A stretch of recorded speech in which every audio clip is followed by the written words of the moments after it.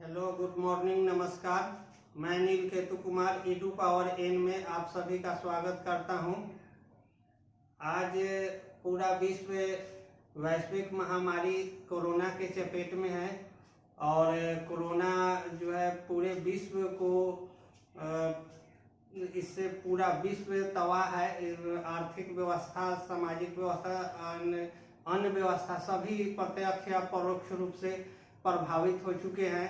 और इसमें कोरोना जो है महामारी का रूप ग्रहण कर लिया है और प्री स्टेज समाप्त होकर सेकेंड स्टेज में जो पिछले जो वर्ष था उससे कई गुना ज़्यादा प्रभावित कर रही है। और इस प्रकार से हमारा देश भारत भी इससे काफ़ी प्रभावित है और आज जगह जगह पर बहुत सारे राज्य में लॉकडाउन लगाया जा रहा है या अन्य शिक्षण संस्थान से लेकर सभी को बंद करना पड़ा है। तो आज स्थितियां काफ़ी भयावह है और कोरोना जो है दिन पर दिन अपना चपेट में पूरे भारत को लेता जा रहा है और सामाजिक जनजीवन जो है पूर्ण रूप से इससे प्रभावित है। लोग काफ़ी इससे डरे हुए हैं। तो देखते हैं आज कोरोना के बारे में हम लोग कि कोरोना किस तरह से प्रभावित करती है। तो आइए हम लोग चर्चा करते हैं कि कोरोना है क्या। तो कोरोना एक वायरस है, वायरस जनित रोग है, महामारी है, एपिडेमिक है और ये वैश्विक स्तर पर है। पूरे विश्व के लगभग देश प्रत्यक्ष या परोक्ष रूप से इससे प्रभावित है और यह जो है एक दूसरे से फैलने वाला बीमारी है। और इसके हम लोग देखते हैं कि यह वायरस जो है इसकी प्रकृति क्या है, इसका नेचर क्या है और किस तरह से यह मनुष्य को प्रभावित कर रही है। तो कोरोना वायरस जो है वह क्या है? कोरोना वायरस जो है आरएनए वायरस है। आरएनए वायरस है, राइबो न्यूक्लिक एसिड इसको हम लोग कहते हैं। और आरएनए वायरस जो होता है सिंगल हेक्सल मॉडल होता है। आरएनए जो सिंगल हेक्सल मॉडल होते हैं और यह जो है मानव शरीर में पहुंचकर तरह तरह की बीमारी उत्पन्न करते हैं। अब हम देखते हैं कि यह किस तरह से मनुष्य के श्वसन तंत्र या मनुष्य को प्रभावित करता है। तो यह सबसे पहले मनुष्य में यह वायरस क्या करता है? मनुष्य के श्वसन तंत्र को, जो रेस्पिरेटरी सिस्टम होता है, उसको पूर्ण रूप से प्रभावित करती है। और रेस्पिरेटरी सिस्टम में जैसे हम लोग nose, nasal cavity, larynx, pharynx, oesophagus और ट्रेकिया, ब्रोंकियस, ये सब जो है लंग्स, इन सब को ये प्रभावित करती है। और ये प्रभाव जो है धीरे धीरे इतना तेज गति में होता है कि मनुष्य का इसमें सांस लेने में परेशानी, दिक्कत होने लगती है और मनुष्य का इससे मृत्यु भी हो जाता है। तो अब हम देखते हैं कि यह कोरोना जो है, कोरोना के लक्षण क्या है, कैसे हम समझेंगे कि कोरोना से ग्रसित आदमी है। तो कोरोना का सबसे पहला जो लक्षण है वो क्या है कि तेज बुखार। तेज बुखार के साथ है सूखी हुई खांसी और उसके बाद सांस लेने में तकलीफ, गले में खराश, जो हमारा रेस्पिरेटरी ट्रैक है उसमें खराश और सांस लेने में काफ़ी तकलीफ होता है और शरीर में अत्यधिक कमजोरी, क्योंकि यह जो कोरोना वायरस है शरीर के इम्यून सिस्टम को प्रभावित करता है और इम्यून सिस्टम कमजोर पड़ने के कारण क्या होता है, शरीर में बहुत ज़्यादा कमजोरी हो जाता है। साथ में कभी कभी सिर दर्द या घ्राण शक्ति, जो सूंघने की शक्ति होती है, ये सब भी प्रभावित हो जाती है। इस प्रकार हम देखते हैं कि कोरोना जो है व्यक्ति के, कोरोना से ग्रसित व्यक्ति जो होते हैं उसमें ये लक्षण दिखाई देने लगते हैं। और कोरोना जो है इतना तेज गति से प्रभावित करता है व्यक्ति को कि उसे 2-4 या 5 दिन में ही सांस लेने में काफ़ी दिक्कत हो जाती है। उसके जो लंग्स के भाग होते हैं, जो रेस्पिरेटरी ट्रैक होते हैं, जैसे नेजल और नेजल कैविटी जो होते हैं, वो तुरंत मैंने कोरोना के प्रभाव के कारण से थिक म्यूकस तैयार करने लगते हैं। थिक म्यूकस से होता क्या है कि रेस्पिरेटरी ट्रैक अवरुद्ध होने लगता है। जब रेस्पिरेटरी ट्रैक अवरुद्ध होता है तो व्यक्ति को सांस लेने में दिक्कत होती है, दम फूलने लगता है, और इस प्रकार से वह आदमी बहुत ज़्यादा देर सरवाइव नहीं कर पाता है। अगर उसका उचित इलाज न हो तो वह आदमी दम तोड़ देता है। अब आगे देखते हैं, ये तो कोरोना के लक्षण हैं। इस लक्षण से हम कोरोना को पहचान सकते हैं कि वह व्यक्ति कोरोना से ग्रसित है या नहीं। आगे देखते हैं कि कोरोना का जो जांच हम किस प्रकार से जाने कि जांच से, तो उसके लिए कोरोना की जो जांच है आरटी-पीसीआर के द्वारा हम लोग क्या करते हैं, कोरोना का पहचान करते हैं। आरटी-पीसीआर जब जांच होती है तो उसमें यह दिखाता है कि कोरोना पॉजिटिव है, और इसके टेस्ट के लिए जो सैंपल होता है वो थ्रोट स्वाब होता है। तो थ्रोट स्वाब मुख से लेकर और उसको हम लोग आरटी-पीसीआर के द्वारा जांच करते हैं, तो उससे यह पता चल जाता है कि व्यक्ति जो है कोरोना से इन्फेक्टेड है। अब उसका एक जांच का जो है सीटी वैल्यू होता है। सीटी वैल्यू क्या है, तो सीटी वैल्यू जो है, अब कोरोना से कितना ज्यादा प्रभावित है लंग्स या कितना ज्यादा प्रभावित है व्यक्ति, इसी चीज का पता सीटी वैल्यू के माध्यम से हम लोग निकालते हैं। तो अगर सीटी वैल्यू किसी का 35 है तो इसका मतलब वह कोरोना निगेटिव है, कोरोना से वह ग्रसित व्यक्ति नहीं है। अगर सीटी वैल्यू 5 है तो हाईली उसके अंदर कोरोना वायरस हाईली मात्रा में है, कोरोना से काफी प्रभावित है। धीरे धीरे देखते हैं, इसी वैल्यू के द्वारा हम पता लगाते हैं कि कोरोना से कितना आदमी ग्रसित है। अब किसी का 20 है तो समझिए कि ये मिडिल पॉइंट पर है, मध्य भाग कोरोना से प्रभावित हो गया है लेकिन पूर्ण रूप से प्रभावित नहीं है। अब अगर किसी का माने 30 है तो थोड़ा सा भी अर्लियर स्टेज में प्रभावित है। तो जिसका सीटी वैल्यू कम है यानी कि वह कोरोना से ज्यादा प्रभावित है। अब ये सीटी वैल्यू से ही मरीज का स्थिति का पता लगाया जाता है कि कितना ज्यादा यह ग्रसित है कोरोना से। अब हम लोग देखते हैं कि ये जांच होती है और पता चल जाता है कि व्यक्ति कोरोना से ग्रसित है। तो दूसरा कि कितना ज्यादा ग्रसित है, कितना ज्यादा प्रभावित है, इसकी पता लगाने के लिए हम लोग सीटी वैल्यू ज्ञात करते हैं। सीटी वैल्यू से यह पता चल जाता है कि व्यक्ति किस स्टेज में है, कितना ज्यादा प्रभावित है। अब आगे देखते हैं कि कोरोना शरीर में कैसे प्रवेश करती है।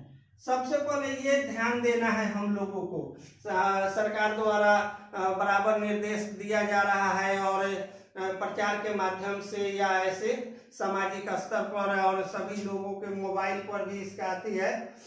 तो कोरोना से रोकने के लिए मास्क लगाना है, सैनिटाइजर का प्रयोग करना है, ये सब कोरोना से बचाव, सोशल डिस्टेंसिंग मेंटेन करना है, हाथ को 2-3 बार 5 बार 10 बार धोते रहना है, बराबर सैनिटाइज करते रहना है। तो ये सब कोरोना के रोकने का उपाय है। अब देखते हैं कि कोरोना फिर भी इतना के बावजूद कोरोना अगर प्रवेश करती है तो कैसे प्रवेश कर जाती है, कोरोना शरीर में किस प्रकार से इंटर करती है। तो कोरोना शरीर में सेल के द्वारा वह नहीं जा सकती है क्योंकि सेल मेम्ब्रेन होता है और सेल मेम्ब्रेन किसी भी एंटीजन को वह शरीर के अंदर इंटरटेक से रोकता है। वो बाहरी फॉरिजन सब्सटेंस जो होते हैं उसको अंदर जाने से विरोध करता है। इसलिए कोरोना शरीर के अंदर सेल के माध्यम से नहीं जा सकता है। तो अब इसका माध्यम क्या है?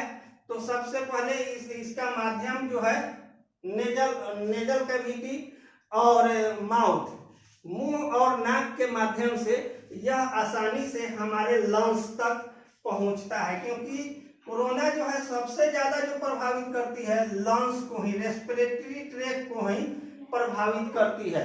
और इसी कारण से आदमी इसमें श्वसन तंत्र ज्यादा प्रभावित हो जाता है। इस कारण से आदमी ज्यादा सर्वाइव नहीं कर पाता है। अब रेस्पिरेटरी ट्रैक्ट को यह किस तरह से प्रभावित करती है इसके बारे में हम लोग जानेंगे। तो कोरोना सबसे पहले तो माउथ से या नोज से अंदर जाती है, लेकिन यह जब अंदर जाती है तो यहाँ पर कंठ गले से होते हुए जब वह ट्रेकिया के पास पहुंचता है तो ट्रेकिया के पास 2-4 दिन तक, 2 या 3 दिन या कुछ अवधि तक वहाँ वह ट्रेकिया के पास ही रहता है। इस बीच में गले में खराश और गला में काफी तेज दर्द महसूस होता है। और जब इसके बाद वह क्या होता है कि धीरे धीरे यह लंग्स के करीब आता है और यहाँ के जो सेल होते हैं वो धीरे धीरे इसके अंदर खींच लेते हैं, अंदर आ जाते हैं, प्रवेश कर जाते हैं और जो लंग्स का सेल होता है उस सेल को वो प्रभावित करना शुरू कर देते हैं। तो वो अब देखते हैं कि सेल लेवल पर ये किस तरह से वर्क करते हैं। तो सेल लेवल पर होता क्या है कि स्पाइक प्रोटीन होता है। कोरोना का जो ऊपर का भाग होता है ये स्पाइक प्रोटीन होता है। ये जो है वो क्या है, स्पाइक प्रोटीन है। और स्पाइक प्रोटीन जो होते हैं क्या करते हैं कि सेल के न्यूक्लियस के अंदर जाकर यहाँ जो इनका रिसेप्टर होता है सेल का, उस रिसेप्टर से चिपक जाते हैं और चिपकने के बाद क्या करते हैं, इसके अंदर पहुंच जाते हैं। ये स्पाइक प्रोटीन जो है टूट कर क्या करता है कि इसके साथ चिपकता है और चिपक कर यह सेल के अंदर चला जाता है। सेल के अंदर जाकर न्यूक्लियस के पास जाता है और न्यूक्लियस से होते हुए वह राइबोसोम तक पहुंच जाता है। तो राइबोसोम का हम जानते हैं कि काम जो है, राइबोसोम का काम है प्रोटीन का संश्लेषण करना, प्रोटीन का फॉर्मेशन करना बॉडी में। तो राइबोसोम क्या करते हैं, प्रोटीन का फॉर्मेशन करते रहते हैं। तो इनके अंदर जो ये स्पाइक के प्रोटीन जो होता है वह सेल के रिसेप्टर तक पहुंचकर अंदर जाता है और अंदर न्यूक्लियस से होते हुए वो क्या करता है कि राइबोसोम तक पहुंचता है। और राइबोसोम तक जब ये पहुंच जाते हैं वहां तो क्या करते हैं कि स्पाइक प्रोटीन अपना काम जो है, ये जो स्पाइक प्रोटीन अंदर जाते हैं वो क्या करते हैं, जो इनके अंदर जेनेटिक मटेरियल है, कोरोना जो वायरस है उसके अंदर जो है आरएनए का जेनेटिक मटेरियल है। और ये जेनेटिक मटेरियल क्या करते हैं कि यहाँ राइबोसोम जो प्रोटीन संश्लेषण का काम करता है वहाँ पे ये अपना क्या करते हैं कि जेनेटिक मटेरियल डाल देते हैं। यहाँ जब डाल देते हैं अपना जेनेटिक मटेरियल तो उसी तरह का वो क्या, जिस तरह का कोरोना का जेनेटिक मटेरियल है उसी तरह के ये protein form, genetic material form करने लगते हैं, प्रोटीन का फॉर्म करने लगते हैं। और इससे क्या होती है, कोरोना में धीरे धीरे काफी संख्याएं बढ़ने लगती है, कोरोना की संख्याएं काफी बढ़ने लगती है। और इस तरह से ये यहाँ के भाग में पूरा कोरोना का प्रभाव बढ़ने लगता है, काफी संख्या बढ़ जाती है। तो क्या होता है, एकाएक जब ये हमारा लंग्स प्रभावित होता है तो बॉडी का इम्यून सिस्टम अपने वर्क के लिए बॉडी में जो एंटीबॉडी है वो क्या होता है, तीक्ष्ण प्रहार करता है इस पर। और तीक्ष्ण प्रहार में काफी स्तर पर वो जो सेल का वर्क है, न्यूट्रोफिल, एस्नोफिल, लिम्फोसाइट या मोनोसाइट का जो वर्क है उसको काफी तेज करता है, एंटीबॉडी फॉर्मेट भी करते हैं। फिर भी ये कोरोना का जो फॉर्मेशन है, जो राइबोसोम फॉर्मेशन कर रहे हैं गलत से, वो काफी तेज है, काफी गति में है, और उसका सामना हमारा शरीर का इम्यून सिस्टम जो है, एंटीबॉडी, उससे लड़ने में असक्षम हो जाते हैं। और जब लड़ने में असक्षम होते हैं तो यही लक्षण हमारे शरीर में प्रस्तुत करते हैं और तेज बुखार आ जाता है, क्योंकि लगातार एंटीबॉडी लड़ रहा है बॉडी में, तो निश्चित रूप से बॉडी का टेम्परेचर बढ़ता है। क्योंकि कभी कभी बॉडी का टेम्परेचर इसलिए भी बढ़ता है ताकि जो छोटे मोटे बैक्टीरिया या वायरल या कोई इन्फेक्शन है उसको हम समाप्त कर सकें, इसलिए कारण से भी हमारे शरीर के तापमान बढ़ते हैं। लेकिन ये क्या होता है कि अब तो बहुत ज्यादा यहाँ कोरोना का वायरस आ गया है, उससे लड़ने में एंटीबॉडी असक्षम हो रहा है, तो शरीर में तेज बुखार आएगा और गले में खराश है।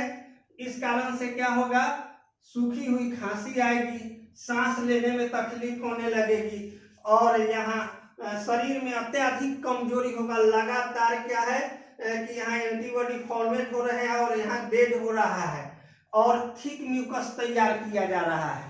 और थिक म्यूकस जो तैयार हो रहे हैं वो क्या कर रहे हैं, धीरे धीरे जितना भी ब्रोंकियस है, एल्वियोली है या ब्रोंकियाई है, वो सब के सब थिक म्यूकस से जाम होते जा रहे हैं। श्वसन लेने में दिक्कत होने लग रही है, पेशेंट बिल्कुल अपने आप को असहज महसूस करने लगता है। और उसके बाद क्या होता है कि ये क्रियाएं चलती रहती है यहाँ पे। अब पेशेंट काफी कमजोर होता है, तो उस कारण से फिर से उसमें लड़ने की, रोग से लड़ने की शक्ति धीरे धीरे कम हो जाती है और वह व्यक्ति डेथ भी कर जाता है। इसी तरह से ये थिक म्यूकस जो है श्वसन तंत्र को पूर्ण रूप से जब बाधित कर देता है तो व्यक्ति की मौत हो जाती है। अब हम आगे देखते हैं कि किस प्रकार सैनिटाइजर काम करता है, क्या सैनिटाइजर का रोल है, सैनिटाइजर हम क्यों लगाते हैं, सैनिटाइजर लगाने से हमें क्या फायदा है। तो सैनिटाइजर क्या करता है कि सैनिटाइजर जो होता है उसमें अल्कोहल की मात्रा होती है, और ये जो इसका ये जो स्पाइक प्रोटीन होता है, और जो ये कवर है कोरोना का, ये इस कोरोना के कवर को ही क्या करता है, क्षतिग्रस्त कर देता है, तोड़ देता है। इस तरह से ये तोड़ देता है कोरोना के कवर को ही। बस एकाएक कोरोना का कवर जो आकृति होता है वो टूट जाती है और कोरोना वहां पर अपने आप को असहाय हो जाता है, मृत हो जाता है। तो इस तरह से ये सैनिटाइजर काम करता है, और इसीलिए बार बार यह सलाह भी दिया जाता है कि हाथ धोएं और सैनिटाइजर का प्रयोग करें। अब हम आगे देखते हैं कि किस प्रकार कार्य करती है वैक्सीन। अब ये तो अगर हम ग्रसित हो गए कोई व्यक्ति, तो अब उसका उपाय क्या है, हम लोग इससे बचाव कैसे करें। तो वैक्सीनेशन इसका उपाय है। शरीर में रोग प्रतिरोधक क्षमता उत्पन्न करना। वैक्सीनेशन के द्वारा क्या किया जाता है, शरीर में रोग प्रतिरोधक क्षमता को बढ़ाया जाता है। तो आज पूरा विश्व तरह तरह के वैक्सीन का निर्माण किए हैं, उसमें हमारा भारत भी जो है, भारत में भी 2 तरह के वैक्सीन बनाए गए हैं, और इस वैक्सीन का कोविशील्ड और कोवैक्सीन, जो कोविशील्ड और कोवैक्सीन, और इस क्षेत्र में लगातार भारत भी वैक्सीनेशन का कार्य तीव्र गति से, तेज गति से किया जा रहा है। एक दिन में 6 से 6 करोड़ जनता को दिया जा रहा है, और आने वाले समय में 12 करोड़ का लक्ष्य रखा गया है एक दिन में। तो इस प्रकार से वैक्सीनेशन का, इस कोरोना महामारी को रोकने के लिए वैक्सीनेशन तीव्र गति से चलाया जा रहा है अभियान के तौर पर। अब ये वैक्सीन हमारे शरीर में कैसे काम करती है। तो वैक्सीन जो है कोरोना जो है, इसी का जो हमारा वैक्सीन है, इसी को निष्क्रिय, यानी कि जो इसका पूर्ण अपना जो वर्क है उसको जैविक पराक्रम के द्वारा उसको क्या किया गया है, इसको निष्क्रिय कर दिया गया है, इसकी एक्टिविटी को गौण कर दिया गया है। और इसी के द्वारा क्या किया गया है कि वैक्सीन तैयार किया गया है। और यह वैक्सीन जो है क्या कर रहे हैं कि ये इस वैक्सीन को भारतीयों को और ये जो है उन सभी को दिया जा रहा है, और ताकि हम इस महामारी पर नियंत्रण प्राप्त कर सकें। अब आगे हम देखते हैं कि वैक्सीन लगाने के बाद निश्चित रूप से शरीर में रोग प्रतिरोधक क्षमता उत्पन्न करना है। तो रोग प्रतिरोधक क्षमता जब शरीर में उत्पन्न होगी, जब हम एंटीजन बाहर से शरीर में डालेंगे, तो निश्चित रूप से शरीर में कुछ ना कुछ जाकर वो प्रक्रिया करेंगे, और उस प्रक्रिया के द्वारा हमारे शरीर में कुछ हलचलें होंगी, और उस हलचल में हो सकता है कि हमें तेज बुखार आए, तेज बुखार आए, देह में दर्द हो 1-2 दिन के लिए। लेकिन इससे घबराने की जरूरी नहीं है। बहुत सारे लोग ऐसे हैं जो कम पढ़े लिखे हैं या जो ग्रामीण पृष्ठभूमि में रहे हैं, तो उनके अंदर एक यह दहशत का माहौल है कि वैक्सीन लेने से बुखार हो जा रहा है या तरह तरह की परेशानी हो रही है। तो नहीं, हमारा अनुरोध है कि सभी वैक्सीनेशन सेंटर जहां है वहां पे जाकर वैक्सीन निश्चित रूप से ले, क्योंकि ये वैक्सीन के द्वारा क्या है कि जो शरीर में रोग प्रतिरोधक क्षमता उत्पन्न होती है, इसके कारण थोड़ा सा कभी 1-2 दिन के लिए बुखार हल्का फुल्का आ सकता है, हल्का पैरासीटामोल या अन्य कोई दवा खाने से ये बिल्कुल ही ठीक हो जाता है। तो हम आशा करते हैं कि आप सभी लोग वैक्सीन निश्चित रूप से लेंगे, क्योंकि ये सरकार के द्वारा अभियान चल रही है और इसमें चूकना नहीं है, क्योंकि यह जो है एक महामारी का रूप ग्रहण कर लिया है। और सेकेंड वेव जो है काफी शक्तिशाली वेव है, और यह वेव को रोकना जरूरी है। अगर यहाँ पे नहीं रोकते हैं, थोड़ा भी लापरवाही करते हैं, तो इससे काफी प्रभावित होगा, धन की क्षति होगी। इस क्षति को रोकने के लिए निश्चित रूप से आप सभी से अनुरोध है कि वैक्सीन लें और सरकार का सहयोग करें और अपने आप को, जान को भी सुरक्षित रखें।